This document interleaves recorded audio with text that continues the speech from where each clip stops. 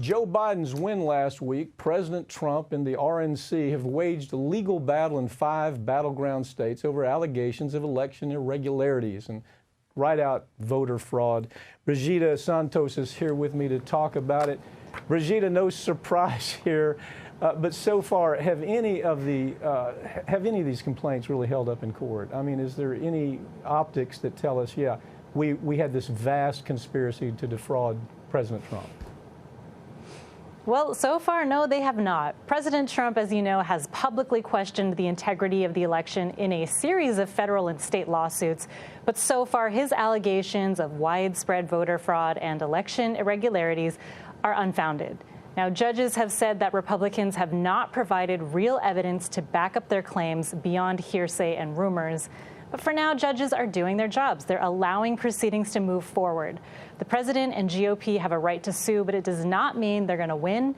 And the courts are a vital part of democracy and tool of checks and balances. So it's better to see Trump's claims fought legally in the courts than illegally on the streets with militias, for example. Yeah, I agree. This is something that shows democracy's working. He has the right to do it. Whether it gets anywhere, I have huge doubts. Quickly walk me through some of these lawsuits, if you would. Yeah, there are many, so I'm just going to cover a couple. Now, in Pennsylvania, a judge has denied a request by the GOP to stop Philadelphia officials from counting absentee ballots.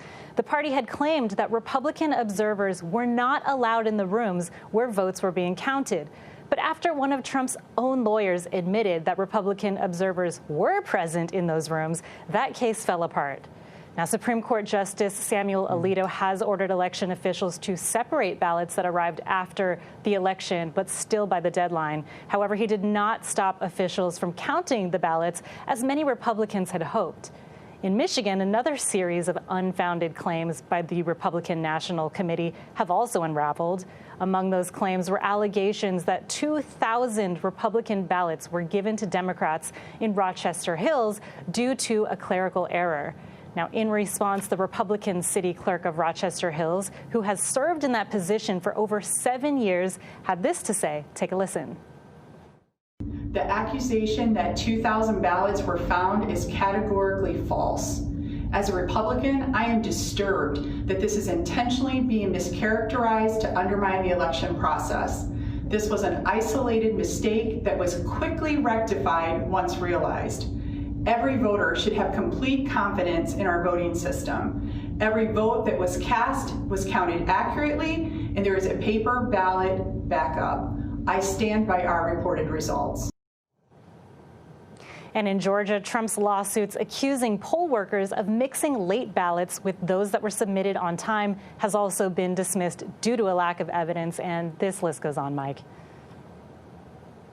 What can you tell me about the firms who are filing lawsuits on behalf of the president? I mean, he had them all lined up. They're the same folks that were kind of in the Bush challenged. This is different from the Bush. This is very different from the Bush-Kerry election. What is your take? It's very different, but the law firms that have filed election-related lawsuits on behalf of President Trump and the Republican Party are Jones Day and Porter Wright.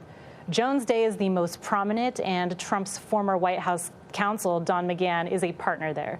Some senior lawyers at Jones Day have told the New York Times that they're worried the firm is advancing evidence-free arguments and helping President Trump and his allies undermine the integrity of U.S. elections. Lawyers at Porter Wright have reportedly also expressed similar concerns. One of that firm's lawyers has even quit in response to Porter Wright representing the president in his election lawsuit in Pennsylvania. But these firms make a lot of money working with the president, so they're likely to continue despite growing opposition within. This year, FEC filings show that Jones Day has earned $4 million in fees from the RNC, President Trump, and groups that support him, while Porter Wright has already earned $700,000 in fees this year. Brigida, after working against folks like this for 37 years, I can tell you there is no money that is too dirty or too nasty for a corporate defense firm to say, yeah, we'll take your money, we'll do what you order us to take. There is no limitation on what a corporate defense firm like the ones you're talking about will do. You know, some money's just too darn expensive. They don't believe that. Thank you for joining me, okay? Thanks, Mike.